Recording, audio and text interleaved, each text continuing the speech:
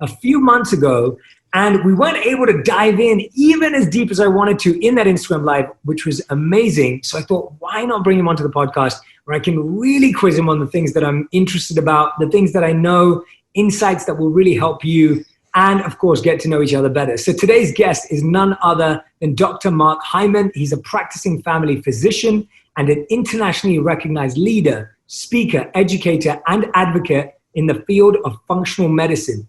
He's the founder and director of the Ultra Wellness Center, the head of strategy and innovation of the Cleveland Clinic Center for Functional Medicine, a 13-time New York Times best-selling author, and board president for clinical affairs for the Institute for Functional Medicine. Now, he's the host of one of the leading health podcasts, The Doctor's Pharmacy. Highly recommend listening to it and checking it out. Dr. Hyman is a regular medical contributor to several TV shows and networks, including CBS, This Morning, Today, Good Morning America, The View, and CNN. He's also an advisor and guest co-host on the Dr. Oz Show. This is an episode I'm so excited about where we will dive deep into how to save our health, our economy, our communities, and our planet one bite at a time with a discussion about his latest book, Food Fix. Welcome to the show, Mark Hyman. That was so sweet. Thank you, Jay. So fun to be with you. It's so fun to be with you. I loved our Instagram live. We were just sharing. We did that just before lockdown and the pandemic and everything kind of shifted. And I'm remembering back to doing it with you. And I loved it so much. And I'm so glad we're actually getting to spend this quality time together now and really dive into this great book you've written. Thank you. Thank you. It was really the culmination of a life's work to connect the dots between everything we love and care about and how they're connected in ways that we don't imagine, but that we actually solve the problem of food. We solve the problems of chronic disease, of the stress on our economy, of the disintegration of our communities, of racism, of environmental destruction, climate change, national security, kids' education. I mean, all of it's connected to food. And it's really such a joy to be able to share how those things are connected and actually what we can do about it. Because it's not called food apocalypse, it's called food fix. Absolutely, absolutely. And I can't wait to dive into all areas of that with you, because I think we don't realize how powerful and influential food is, not just in our bodies, not just in our minds, but in the world. And I know that inside this book, you've gone into so many studies and so much research to really show the impact of food in the world. But I actually want to start somewhat a bit more personal with you, because I was discovering some fascinating things about you. And this was one that I loved, that I feel there's no better way to start this interview than letting our audience know that you were a yoga teacher before you were a doctor. That is true. I mean, that fascinated me. When I was like, wow, that's cool. I majored in Buddhism and Asian studies and Asian religions in college. And I wasn't going to be a doctor. I was going to be a monk. I remember. And I actually decided, well, I'm not sure I want to be a monk. Maybe I'll just try to be a doctor and be of service in that way. And it was really driven out of the notion of compassion and service that was so embedded in Buddhism, and I learned about in college. So and I then became a yoga teacher and decided to become a doctor after that. So it was an afterthought, and I'm still working at it.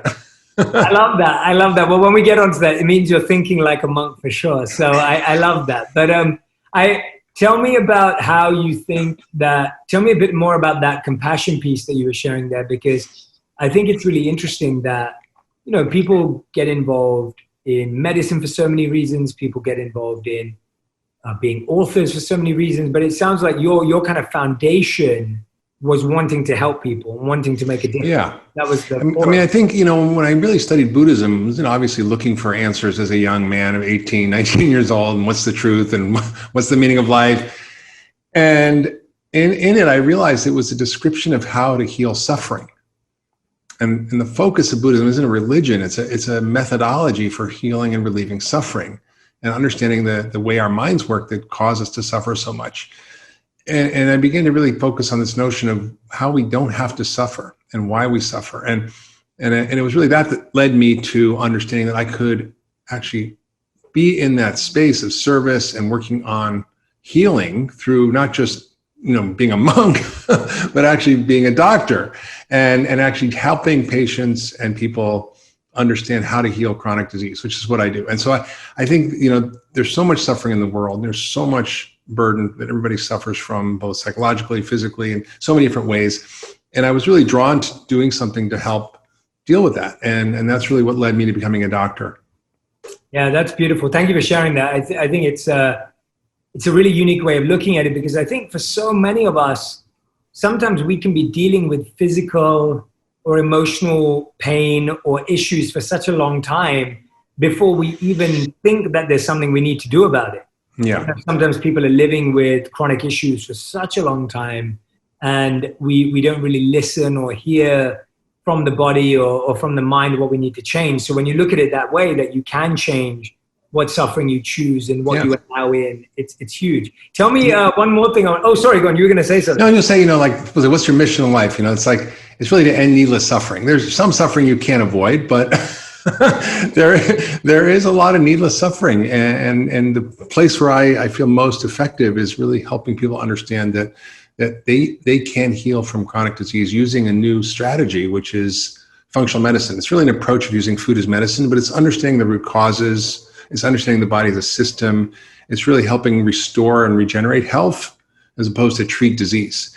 And people suffer unnecessarily. And I think this goal for my life has really been to sort of bring this way of thinking and helping people into a broader perspective. And that's really what I do at Cleveland Clinic. We're publishing research on this. It's really gratifying to see that actually that it's catching on, that people now understand what this is, that they understand that our current medical paradigm isn't really solving a lot of their problems. And, I got there because I was sick. I got very, very ill when I was young from chronic fatigue, living in China, got mercury poisoning, and ended up having just, my body just collapsed. And I had to literally reverse engineer my way to health using principles of functional medicine of how to restore my health. And I realized it was applicable to so many patients, people with autoimmune diseases and digestive disorders and mood disorders and Alzheimer's and autism and diabetes and metabolic issues. All the things that people suffer from that we don't really deal well with traditional medicine is what I really focused on.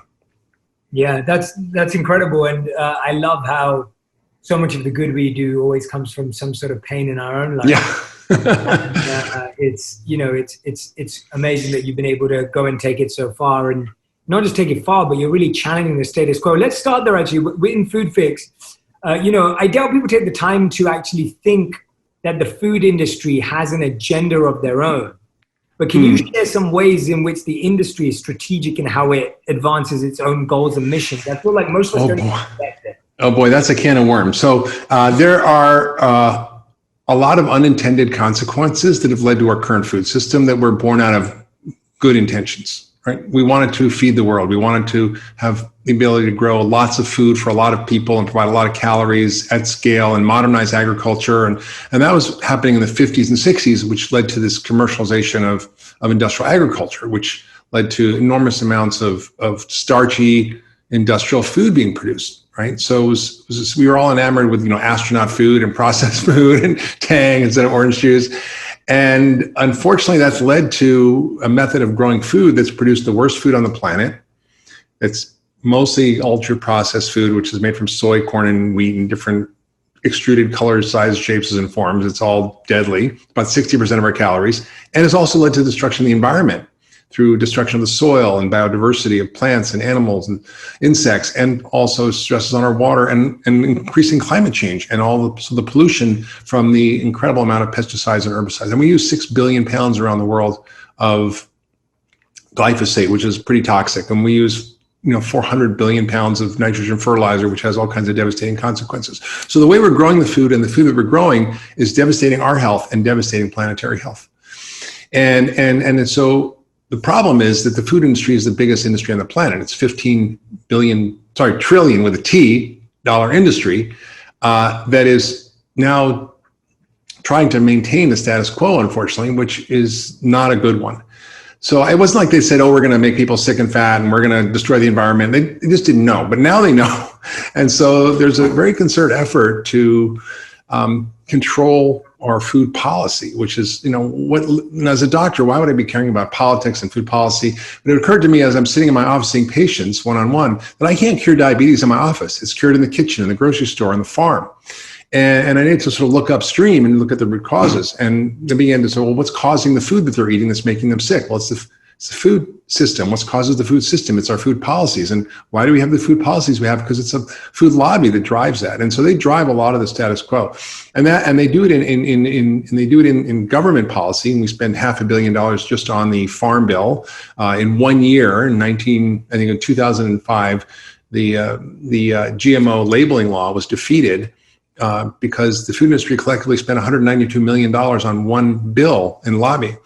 And they do this by driving our dietary guidelines policy, our agricultural policies that promote the growth of these raw materials or commodities for ultra-processed food. They do it through controlling what we can say on food labels. They control the restrictions on marketing, so we can't actually limit marketing for junk food. And across the whole, multiple 10 agencies of the government, there's so many policies that are influencing our food system that are often at odds with each other, contradictory, but they're in the interest of the food industry. So that's happening. And then they're also co-opting science. So the National Institute of Health spends $1 billion on research for nutrition. The food industry spends $12 billion. Most of it's propaganda. Like, if the Dairy Council says milk is nature's perfect food, well, all the studies show that. Or Coca-Cola finds that, when they fund a study that obesity has nothing to do with soda, so it doesn't make sense. They also fund groups that are front groups, like the American Council on Science and Health, which sounds like a great noble cause, or Crop Life, or the group for sustainable agriculture, and they're all front groups for the food industry to propagate their agenda and create misinformation. And then they co-opt public health groups, so like the American Heart Association, American Diabetes Association, Academy of Nutrition Dietetics. 40% of their budget is from the food industry, so they're not giving independent advice. And then they co-opt social groups like the NAACP and Hispanic Federation and groups that are doing good in the world. They fund them. For example, I was showing a movie that I was in a number of years called Fed Up, which is about childhood obesity and the problems we have with the food industry and sugar and starch. And I went down there and I met with the head of the Ebenezer Baptist Church, which is Martin Luther King's church, met with his daughter, Bernice King, and they were very excited to get behind this and have a screening at the King Center in Atlanta. And I was excited about this. And a few days later, I got a call and said, we can't have this showing at the King Center. I'm like, why? So, well, Coca-Cola funds the food industry, funds the King Center. So it's pretty frightening when you see all these different strategies to target certain groups, to put out wrong science, to support misinformation through these front groups, through influencing public health groups, through controlling policy. And it's a really devastating effect, which has led to the fact that 6 out of 10 Americans have a chronic disease, that 75% of us are overweight, that 42% are obese, that 88% are metabolically unhealthy. I mean, just take that in for a minute. 12% of Americans are metabolically healthy. That means 88% are not. And these people are at more risk for COVID-19 and other chronic diseases. So we really had this crisis moment here. And I think we need to understand how all these things are related. And then we need to design a strategy to both from a grassroots level, from a business innovation level, from philanthropy, and from clearly policy to change what's happening. Wow. I mean, that is one news update in a great way. I was with you the whole time.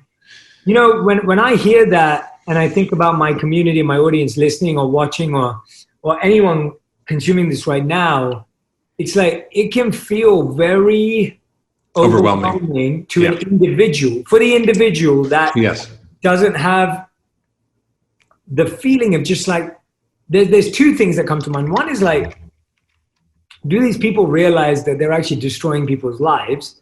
Because, it almost, at the end of the day, it's like you said, it's not a conspiracy theory. It's not like it started that way, but now that people are aware and we continue to fund it in that direction, it may leave people feeling quite helpless.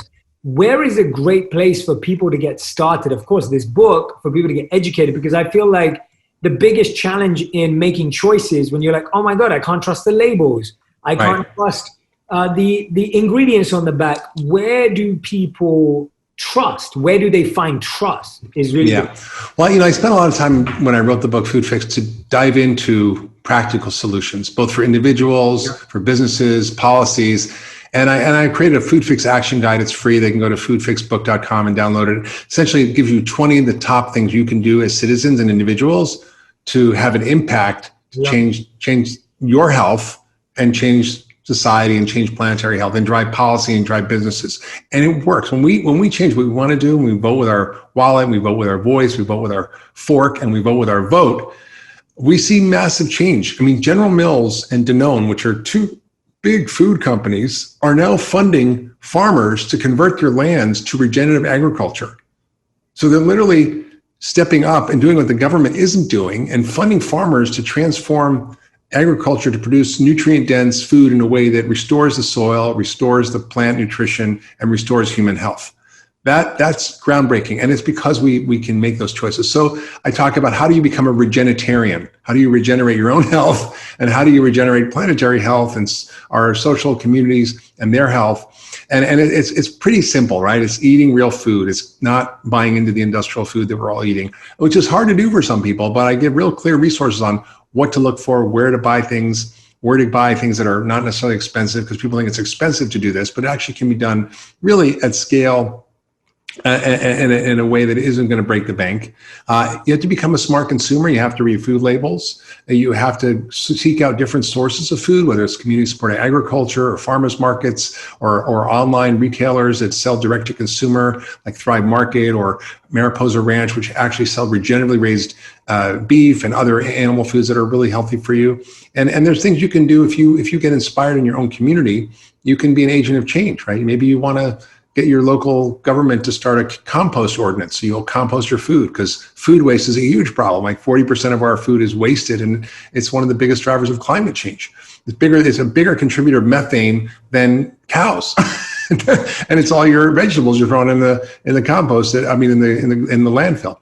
And you can actually start to understand how to do these things for yourself. You maybe have a compost pile in your group. If you want to become an activist, you can turn up the heat on your politicians and food companies by finding organizations that are doing it and supporting them, or lobbying your representatives. I mean, you can actually have an impact locally, and you can decide maybe you want to work in your school and help the school lunch and nutrition be better. And people have done that. And so in the book is just full of examples of actually how to take control of your own health and your own life and your own community. And it's working. I mean, it's why we're seeing the changes we're seeing. Yeah, absolutely. And thank you for creating that action guide, everyone. That's foodfixbook.com if you want to go and grab that, because I think that's what people are looking for. I really believe that people are looking for action guides because that's where they know they need to start. And one of the things that I'm fascinated by when I was looking at the book, and I've been looking at your work, you talk about how I think it's like the average child between something like 2 and 13 or 14, you say, like sees on average like 10 to 11 junk food ads per day on TV. It's terrible. I mean, the average kid sees probably 10,000 ads a year. Yeah. And that's television. Now we're seeing stealth advertising. So a lot of these studies were done on food marketing to kids. There's about $17 billion spent in 2004 when it was tracked on junk food advertising to kids. And the worse the food, the more the ads and the worse the ads were. So, and now Facebook, for example, last year had, 500 billion ads for junk food on Facebook, right? It's just unbelievable how much. And there's stealth games for kids, like advert games, where they're literally embedded propaganda for food companies. So little McDonald's, go to the McDonald's store and go to, get your Burger King, whatever. It's terrifying. So we see the biggest impact actually is this changes in food marketing. And in this country, there's the First Amendment. You can't restrict people's right to free speech. And but I don't think there's any law that prohibits us from protecting our children from these kinds of messages, because they can't tell the difference between reality and an ad until they're about 8 or 9 years old.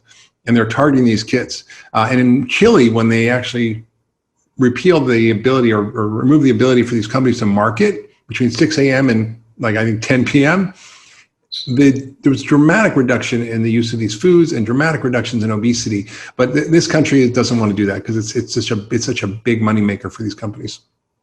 Yeah, that's really alarming, because ultimately the people making the decisions are obviously aware that the food's not healthy for people, and it's not going to benefit their body or their mind, but they still continue to invest in, creating challenges for kids. And I always, whenever I get asked randomly to invest or be a spokesperson for different brands or whatever it may be, and whenever it's something that's aimed at young people, I'm always just like, well, would you how old I always ask them, how old your son or daughter? And they'll tell me their age. And I'll be like, would you recommend them to use this product? And the amount of times I've heard people say, no, I wouldn't. But I'm like, but you're selling this, like, I'm just so confused by that. Do you think that's the level at which we have to change it? Like, it needs to change on the level where people go, my profitability is not as important as people's children. Like, I think that's changing. I was really excited to hear, there's this group called the Business Roundtable, which is all the top businesses in America. They get together, the CEOs.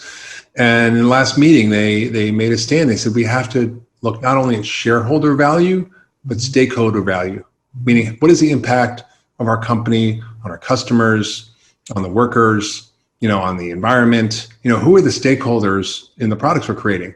And it's not just about profit and shareholder value, which I thought was a big step forward. So I think we're seeing more movements towards conscious capitalism, but there's definitely entrenched companies that just don't want to change, and they're not going to do it voluntarily. So there has to be sort of a parallel system that grows up that shows that this can happen. And I think we're doing it. And I want it to happen faster, but I think it's happening.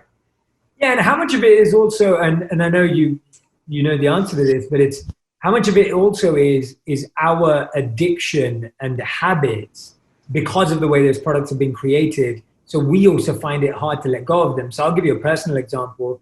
I grew up eating 4 sugar products a day when I was young. And so, 4 chocolate products a day. Sorry, not 4 sugar, 4 chocolate products a day. And so I would eat a chocolate biscuit, a chocolate bar, a chocolate ice cream, and a chocolate yogurt nearly every single day of my life. And I was overweight as a child. I struggled with it, whether it was bullying or whether it was just feeling unhealthy. And as I grew older, I started to realize that I was addicted to sugar, especially in chocolate. And I got so used to having it.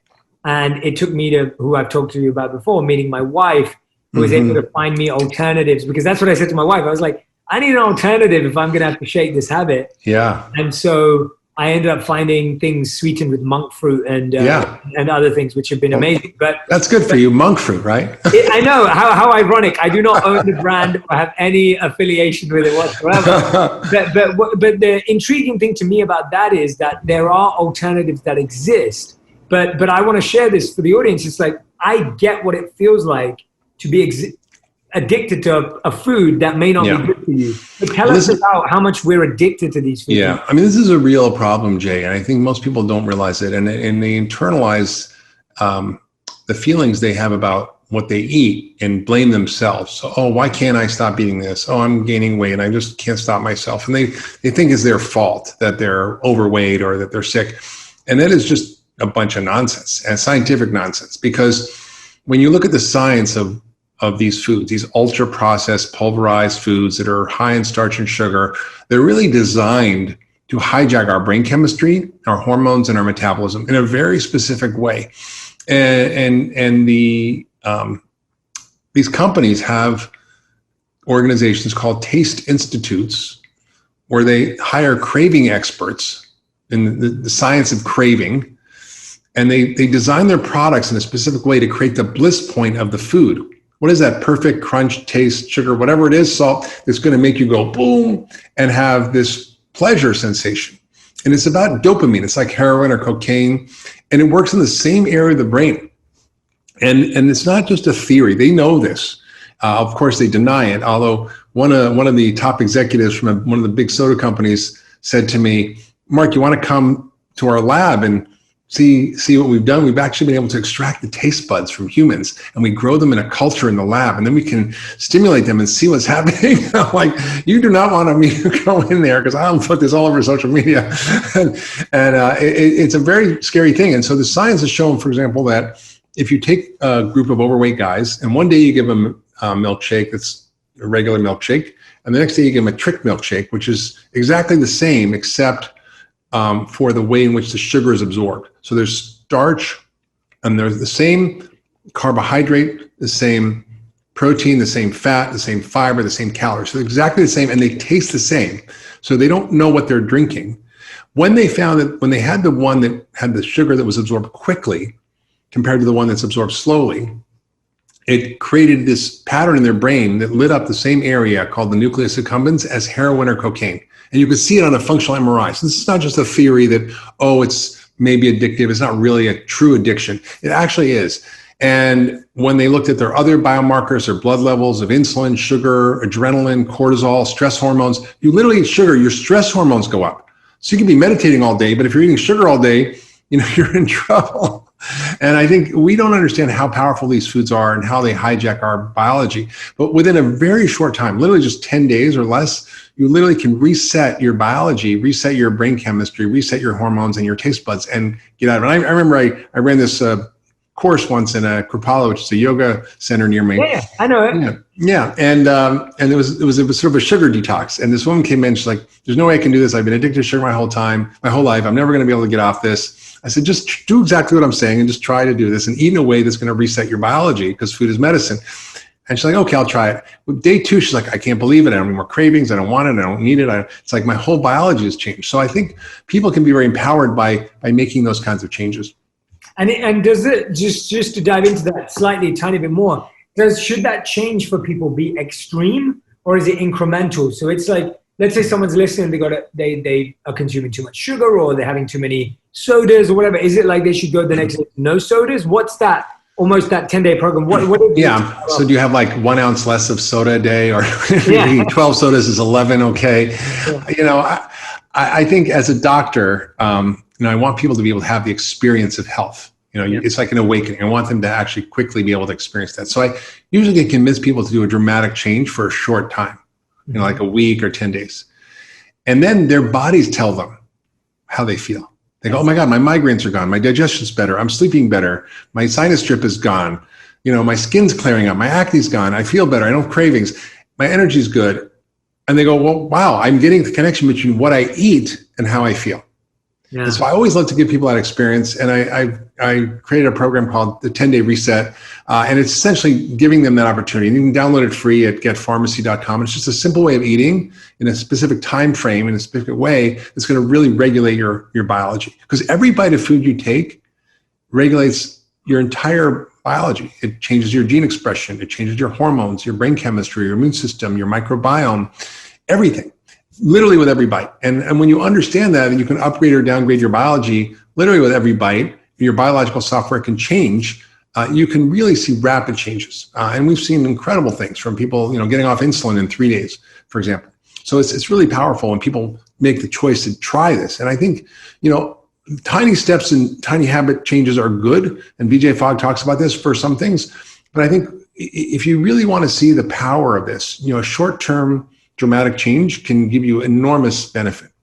I'm completely with you on that. I think that when you experience something immersively in an extreme way, you're more likely to quickly feel the benefits of it and to recognize it's powerful. Now, that may mean you may go back to your old habit quicker, but you now know what you're trying to move towards as opposed to not having a tangible experience. So I'm perfectly with you. I wanted to check that with an expert. that definitely, I can totally relate to that. Tell me about, you talk a lot about in the book, and what I'm really trying to do for anyone who's listening or watching right now is the book is just for, and you can already tell, Dr. Mark Hyman is a phenomenal storyteller. He's got a ton of great studies that, I'm massively into studies. And so anytime I get into studies, I'm like, I get really fascinated, intrigued. The book is full of the insights, the tools and the actions that you can take in each of these areas. But I do believe that the first step is education and awareness. So I'm hoping that as you're listening to this, the podcast is going to give you the insight about each of these areas of our life that food impacts. But when you read the book, that's going to give you the full set of, what part of it you need to change and where the action is. So what I'm fascinated by in the book is you talk a lot about how there's food racism. Yeah. And I think that this is so obviously relevant right now, and so important for people to understand, because I think either we don't believe it exists, or we're so consumed by it that we're not conscious of it. Explain that concept to us. Well, I mean, I think, we have certain populations in this country that are so disproportionately affected by chronic disease and by poor health. The African American community, Hispanic community, Native American communities. And when you look at COVID-19, it is far and away hurting these populations more than anybody else. For example, in Louisiana and Chicago, African Americans are 30% of the population, but 70% of the deaths. Native Americans are experiencing the same thing. And if you're African American in America, you have twice the rate of getting diabetes. You have probably 4 times the rate of getting kidney failure, and 3.5 times likely to get amputations because of diabetes. You're targeted more than the rest of the population. The food marketing is often more directed to minorities. And we see this. This is from Yale's studies that have shown that we actually are targeting these populations more. So these health disparities are huge, and there are a lot of reasons for it. I mean, there's what we call it structural violence, when we talk about structural racism, but there's a bigger concept, which is what are the structural violence, the social, economic, political conditions, environmental conditions that are driving disease, right? We see this with whether infectious disease or chronic disease. And this is what we have in America. We have this structural violence that has led to incredible amounts of disease in these populations. It's leading to these health disparities, and we have to understand why. And the reasons are complex, right? There's the racism issues and the segregation we had, and the lack of access to education, housing, and opportunity, and funding. And there's a lot of issues. But the problem with food is that it drives these populations to be more sick, less able to learn in school, less able to succeed in life, and more likely to get disability and chronic disease as they get older. So we see this sort of dismantling of these populations in scale in ways that we don't see in other populations. And it's really heartbreaking because it's so fixable. And I've seen this happen. I went down, and even if you're poor and you're white, a lot of these things are still evident. And as part of that movie, Fed Up, I went down to this little town in Easley, South Carolina. There was a family of 5 living in a trailer, food stamps and disability. The father was 42, already on dialysis from kidney failure from diabetes. The mother was like overweight, 200+ pounds. The son was practically diabetic at 16. And I said, listen, I'm not going to lecture you. Let's just cook a meal together. Here's what's in your kitchen. Like, here's all the junk. And I showed him everything that they were eating they thought was fine. Like Cool Whip, which said 0 trans fat, but was all trans fat because the FDA left a loophole that said if you have less than 0.5 gram per serving, you can say no trans fat, but it's all air. So it's just all the food industry influence. And they were like horrified. And then I said, let's cook a meal of turkey chili. Let's create a nice salad with olive oil and vinegar dressing and salt and pepper. Let's stir fry some asparagus. Let's roast some sweet potatoes. Simple meal. It wasn't expensive. And they actually loved it. They never cooked in their kitchen before. And I just gave them a little bit of education. I said, here's a guide on how to eat well for less, good food on a tight budget from the Environmental Working Group, and where I'm on the board. And I gave them a cookbook. I said, you can do this. And they did it. And within a year, they lost 200 pounds together. The father was able to lose enough to get a new kidney. The son lost 50, but then went to work at Bojangles, which is a fast food restaurant down in the South. And it's the only place to get a job for these kids there. And he gained 50 pounds. It was like it's putting an alcoholic to work in a bar.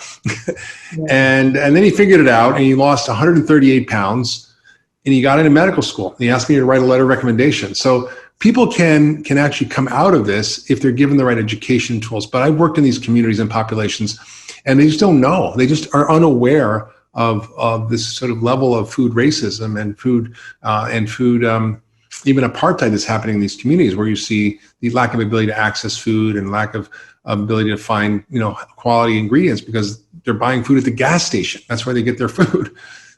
Yeah, thank you so much for raising awareness about this super important issue, because I feel like it's just not talked about. No. Yeah, go on. No, sorry, go on. It's internalized, like I went on a rafting trip, and I read the story in the book with a Hopi chief, who's a Native American chief, and he lives in one of the oldest inhabited cities in America, Robbie, which has been, somebody's lived in there for over 1,000 years. And he was very, very overweight, and he was just struggling to get down to the raft, and threw up because he just was so out of shape.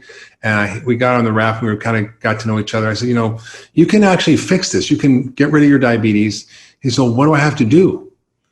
He said, well, I said, well, you have to get rid of the starch and sugar in your diet, the sodas and sweets and all that. He's like, wow, well, okay, but what are we going to do for our traditional Hopi ceremonial foods? We have these traditional Hopi ceremonial foods. And I'm like, what foods? He's like, cookies, cakes, pies.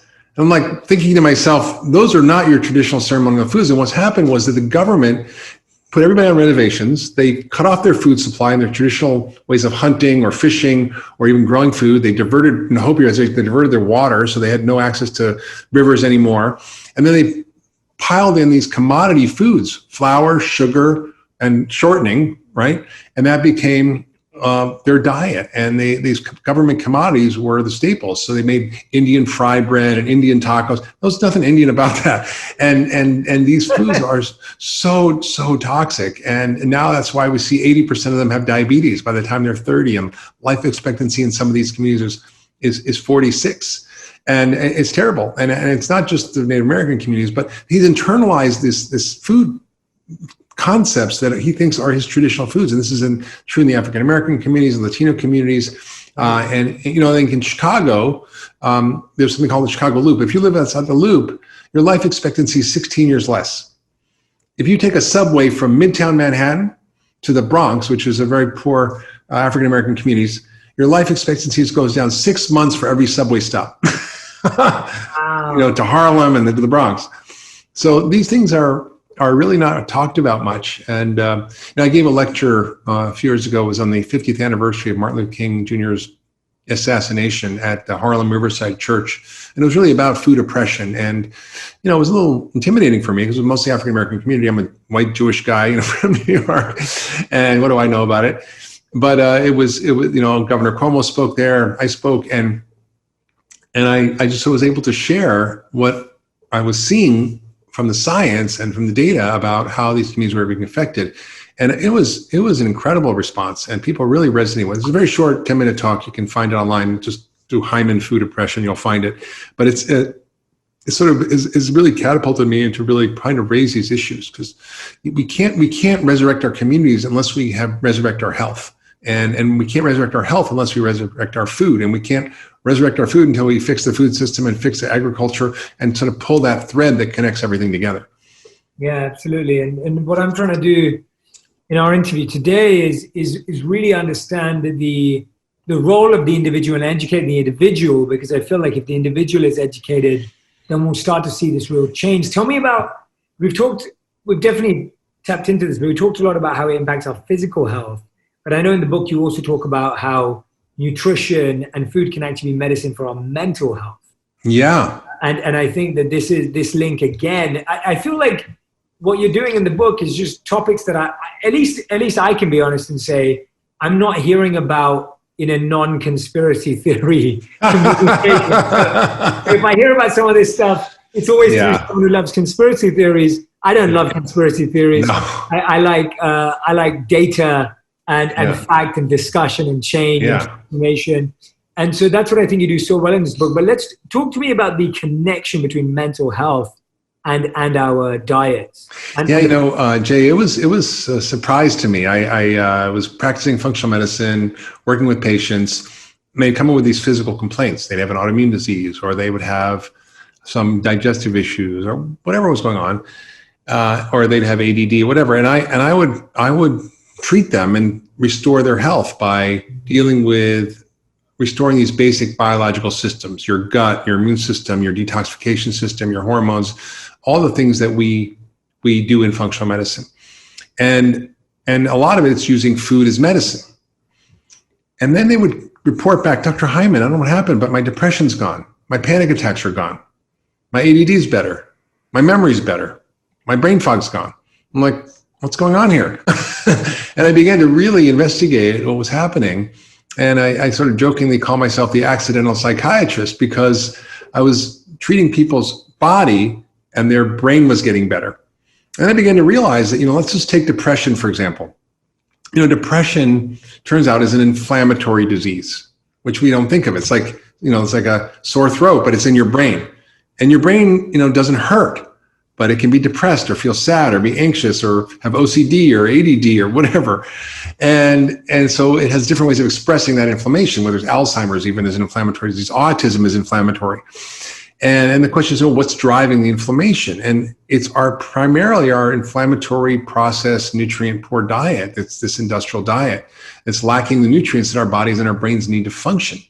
And I just saw case after case after I started people on a whole foods diet, took out the processed food, got rid of inflammatory foods like gluten, dairy, got rid of the sugar, gave them a moment to sort of heal, and then put in the nutrients that their bodies needed. Miracles were happening. And I began to sort of go, wow, the body is so connected to the brain. And so, yes, there's a mind-body effect, but there's also a body-mind effect. And that body-mind effect is worth fixing because you can do something about it. If you want to deal with your mental health issues, if you want to become enlightened, it's a lot easier to do it if you deal with the problems first. If your gut is healthy, if you are not low thyroid functioning, if your nutrition levels or vitamin D is good or your B12 level is good, it's much easier to actually get to what you want to do in terms of your spiritual goals or your personal goals if you are feeling good, right? It's a lot harder to get enlightened if you're mercury poisoning or you have some nasty thing going on in your body. And so this really was the genesis of this book, The Ultra Mind Solution, about how we fix our minds and our bodies by fixing our body first. It's not that we don't have to work on our minds as well, because that's your lane. but it was such an insight for me to go, wow, there's so many people suffering from mental health issues that are driven by physical issues. No, it's 1000%. It's all interconnected. And even I find sometimes people need their mind's help to change their body, and they need their body's help to change their mind. And I think the fixation over either or where do I start? It's almost like we need to be absorbed in all of it. I found that, and I can identify with what you're saying, that I was someone who focused a lot on my mind and was able to find a lot of peace and calm in my mind. But then I found that I'd neglected my body. And it was almost like real alignment in your life is felt when your body and mind are aligned, right? Yeah. You can't have a advanced mind and a neglected body. That's not alignment. That's going to constantly cause friction in your life. Mm-hmm. And it's the same with what you're saying, where if people are feeling mind fog or struggling with a mental health illness and they're not taking care of their body and, like you said, their brain, then again, you can't switch that. So I totally see the interconnectedness, and I hope more and more people listening will realize that when you read the book, Food Fix, that you'll be able to start making those tweaks that you need to in your lifestyle. Yeah, even education, we talk about in the book, and how our kids are so impaired. 1 in 10 kids has ADD. Kids have learning difficulties, dyslexia, challenges with, academic performance. And the CDC put out a report that I talk about in the book on the influence of nutrition on academic performance. And it's massive. How do kids learn when they're eating junk food and going to school in the morning with flaming hot chips and a Coke? They can't function, and then they crash. And so providing good nutrition can have radical effects on kids' academic performance and close what we call an achievement gap. And I think it also affects behavior. I think, we think about mood, but one of the things I was shocked to discover is that violence and violent behavior and aggression are also connected to our diet. And in prison studies that I talk about in the book, prisoners who are violent, who are fed a whole foods healthy diet in prison, can you reduce violent crime by 56%? And if you add a multivitamin, it goes down by 80%. If you do it in kids in juvenile detention centers, these kids, 91% reduction in bad behavior and violence, 100% reduction in suicides. It's just staggering. And if there was a pill that could do that, everybody would be taking it. There'd be a giant pharmaceutical company marketing, and we don't hear about these issues because they're not something that's going to create billions of dollars in profit. But unfortunately, it's where the real effect can be. Yeah, absolutely. Absolutely. Everyone, I want to recommend that you not only go listen to the Doctor's Pharmacy podcast, but you also check out the book, Food Fix, that I have next to me right now. Again, huge recommendation for the book, to get educated, become aware of what's really happening, what's working in the background. That's going to give you enough confidence and enough of a reason and a why to go and actually make the changes in your life. It's really easy to live in ignorance and in the pain and just allow for it to continue and feel like it's only because something outside's impacting you, but actually take responsibility for our health and our futures is huge. And if not for yourself, then at least your children Yeah. and the future generations. And Dr. Mark Hyman, I believe you're doing such a great service. Honestly, you really are in raising all of these issues in all areas, and the depth of the research and the lengths you've gone through to share this with us. I'm super, super grateful. Thank you. We end every interview with something called the final five, which are your fast five round, which is answers in one word to one sentence maximum. Okay, all right. And Dr. Hyman, these are your final five. So question number one, what's the best change you've made in your diet? The best change I made was to dramatically cut out starch and sugar. I don't eliminate it, but I really don't eat any flour products. And if I eat sugar, it's usually part of some whole food, right? Maybe I'll have a, whole Hue chocolate, which I love, which is, very low glycemic. And I think that and getting rid of industrial food has been the best things I've done. I love that. And of course, adding in all the good stuff. Of course, super practical. Okay, great. Second question. What do you know to be absolutely true about health that a lot of people would disagree with you on? Wow, that's a good question. No one's ever asked me that, Jay. I think that the biggest thing that people don't understand is that, the way we define disease is completely wrong. So our normal conception of disease is completely flawed because it's not based on causes, it's based on symptoms. So I think people just don't understand that. And so if you focus on causes, not symptoms, and treat that, the root cause, people get better. I love that. Great answer. All right. Third question. What gives you the biggest hope for the food industry? I see hope because I see these food companies waking up. I see companies like General Mills and Danone and other companies and Nestle really understanding that this can't go on, that their survival depends on transforming our food system. So I see the culture shifting and people demanding more consciousness about their food. So I'm excited about that. Awesome. Question number 4. What's the biggest lesson you've learned in the last 12 months? Wow. Well, I've been traveling for 25 years and on the road, and COVID has locked me down. And I've realized that having a rhythm and stability and quiet and time to think is actually a good thing. and I think I've really learned that it's time in my life to shift how I'm doing things so I can actually cultivate more of that. That's brilliant. And your fifth and final question is, if you could create a law that everyone in the world would have to follow, what would it be?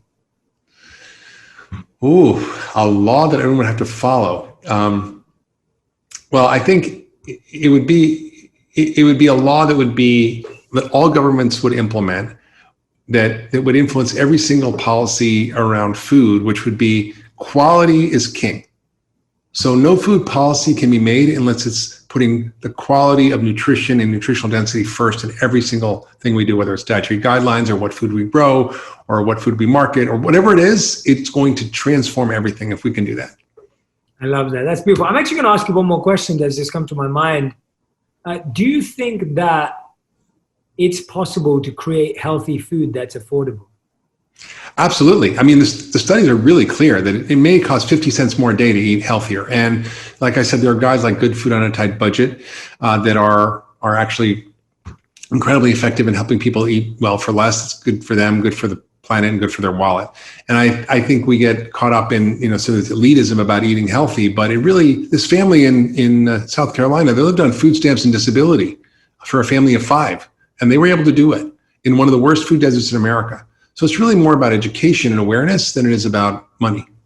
That's great to hear. Awesome. Dr. Mark Hyman, thank you so much for being a guest on Purpose. What I'd love for everyone to do is tag me and Dr. Mark Hyman on Instagram with your favorite insights, your favorite thought or idea or concept or fact that Mark Hyman stated today that stayed with you, and how you're going to experiment with your diet. I'd love for you all to think about what is that deep dive experiment you can do for the next 7 days. What could you remove from your diet or add to your diet based on the insights in the book, based on the guidance in the book that you think is going to make a massive change? Try and experiment for just 7 days for 1 week.